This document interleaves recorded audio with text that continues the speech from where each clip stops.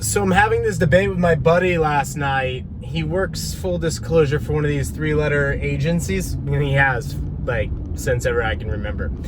And I'm like, dude, you guys realize that when this whole little event is over in history, like whatever we're going through right now, that you guys are gonna have to treat your constituents, like your citizens, like customers. He's like, no, we'll be able to do whatever we want to them. We'll be able to tax them. We have the monopoly on force. He's just such a statist. Like, he's kind of makes me sick, but he's an intelligent guy, and I like him, but he's basically a freaking statist. And I'm like, dude, that's just not what's happening. Like, if you look at what's happening with El Salvador, like El Salvador has opened it up where 3 Bitcoin will get you full citizenship in El Salvador. I imagine that probably comes with tax haven status. That probably comes with different perks.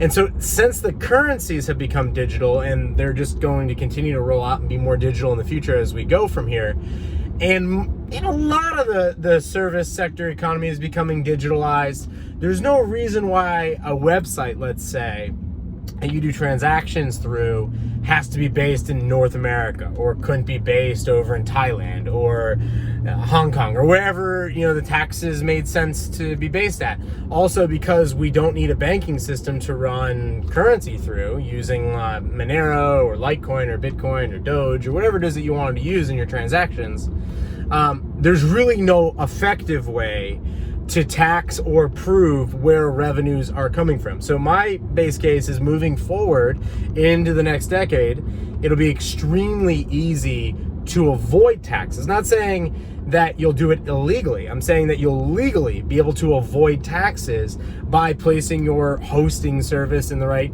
area, by incorporating your LLC or corporation in the right tax haven, by doing that. So therefore, governments, by definition, would have to compete with one another based on the incentives that they give their citizens or those that are investing inside of their borders. He completely disagrees with this, because his agency, he believes, has a monopoly on the use of force, or at least they help assist the monopoly on the use of force. And as he reminds me, dude, if you don't do what we say, you'll glow so bad they'll just drone strike you. And this is literally shit he says, and I'm just like, yeah, I really don't think that's how it's gonna work, because as the currency begins to fall, and we know that it's going to, like the U.S. is 30 trillion in debt now on the balance sheet.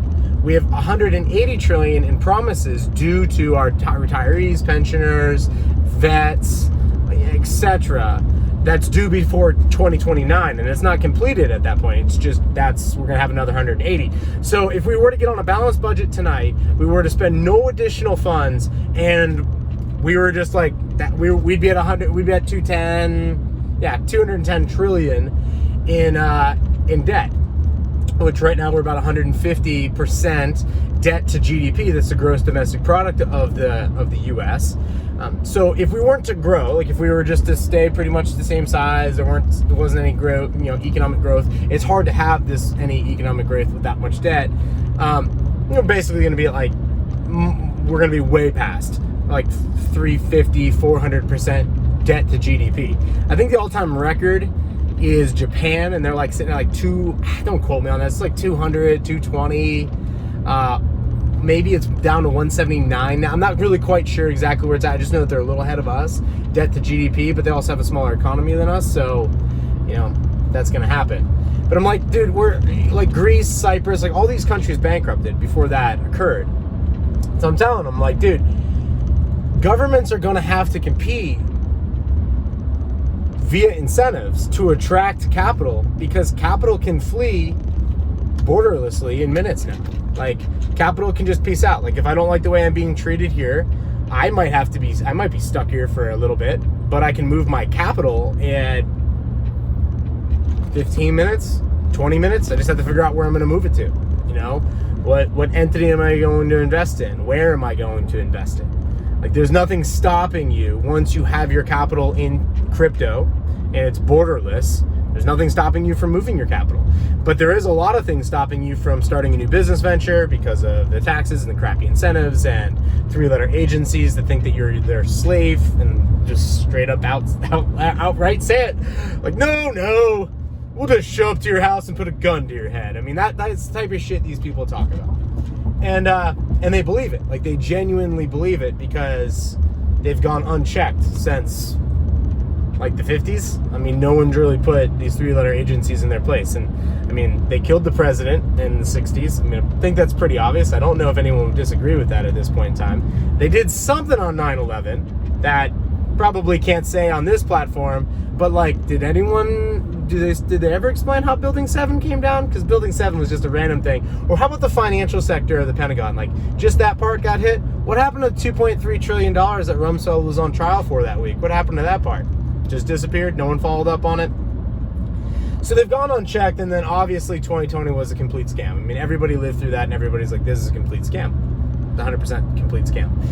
But my point there is that when we get on the backside of this, if governments are going to be prosperous, they're going to have to attract the tax base.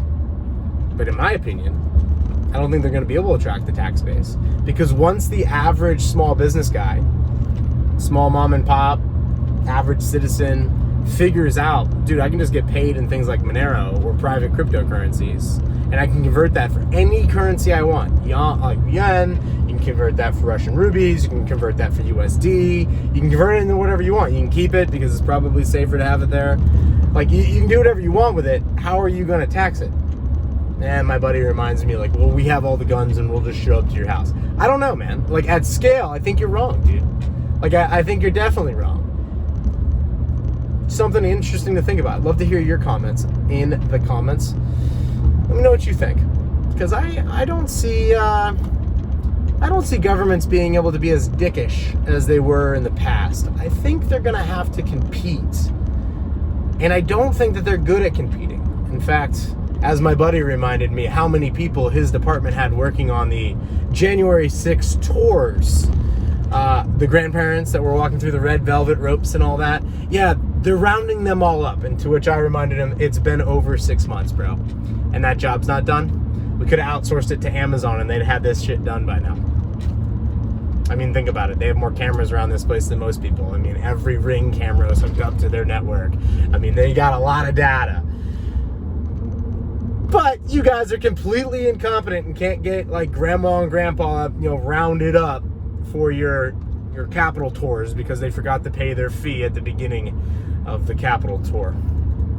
Anyway, I would love to hear from you guys in the comments. Let me know what you think.